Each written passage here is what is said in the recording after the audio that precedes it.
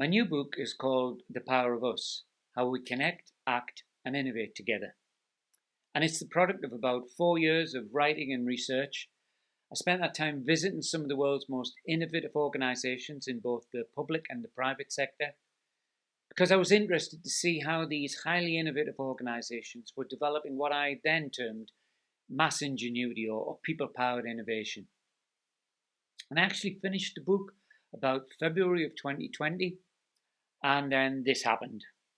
And I realized I was going to have to rewrite the entire book in the light of COVID. And I did so in about 3 weeks. But I did so for two reasons.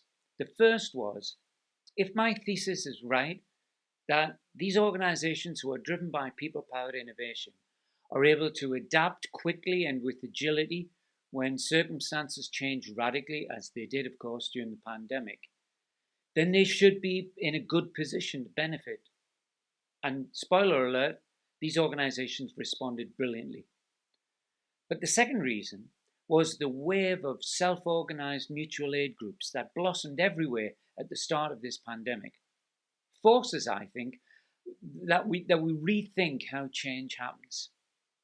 It's blown the doors off the concept of open innovation, and no organization in future can ignore the power of us. So what's the book about? Well, there are four key elements. Three of them are trends that I wanted to bring to people's attention. And the fourth, of course, is what all of this means for how we organize work, society, and community. The first trend is the growing power of user-led innovation. Now, there's nothing new about this. Up until the Industrial Revolution, all products and services were created by the users. But of course, mass production changed all that. And what I call the producer mindset came to dominate organizations. But now, with makerspaces, citizen scientists, citizen journalists, craft brewers, websites like Patreon and Etsy, we're seeing this blossoming of the artisanal economy. And the challenge, I think, for producers, and that includes public sector organizations like schools and colleges, is kind of threefold. You can ignore it if you like, or you can try to regulate it away, or you can try to work with users as co-creators and co-producers. And you can probably guess how I think organizations ought to respond to this new challenge. And that takes us on to the second trend, and this was graphically demonstrated during COVID. Everywhere you look, communities are outperforming bureaucracies.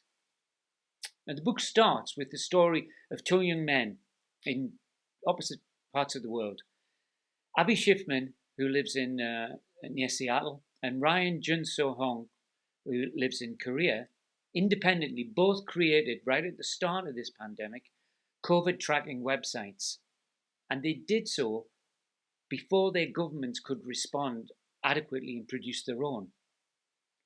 And it seems to me that people, and especially young people, are now better organized, better connected, and more agile than our clunky organizations like governments and corporations. And I think we need to learn from them. We need to understand the user mindset better and how they're driven by a desire to make the world a better place. And this takes us to the third trend, the growth of social activism. There have been more social movements in the past 10 years than in the previous century. Extinction Rebellion, Me Too, Black Lives Matter, the school strikes for climate change. And there's not just more of these movements, they're having more impact, whether it's reversing government policy or manipulating hedge fund markets. Young people are better networked and smarter than any previous generation. Consider this, the two biggest protest marches in history were both organized by school children. The fourth section of the book asks what this all means for organizations, especially educators. And I want to share three key implications. First is, if users are insistent upon creating their own products and services, why should education be any different? Everything is now up for grabs as we approach this post-COVID future. So let's work with students in redesigning learning. Let's not pretend we can go back to normal, not least because normal didn't work for many of our students. The second implication is that we need to prepare our students for a radically altered future. Now, I know we've been saying this for years, but what we've all lived through during the past 12 months means that change will have to be of a different order. For example, if most of our students are going to be working in the gig or the artisanal economies or being social entrepreneurs, how well does our current education system prepare them? I'd argue not very well at all.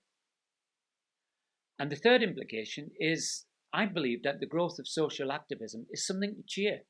It's something to work with. And the question, how shall we live now going forward, is the most important one to ask in a post-COVID future. Bill Gates recently described solving COVID as very, very easy compared to reversing climate change.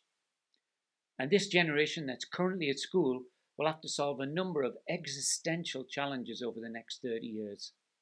We'll need to help them develop mass ingenuity in our organizations and in civil society, and to tap into the power of us. And we need to do it when they're still in our schools and colleges, not wait until they've graduated. So that's the book in a nutshell, and if I've whetted your appetite, you can order it from this link. And if you do, please leave a review. I'd love to hear what you think about it.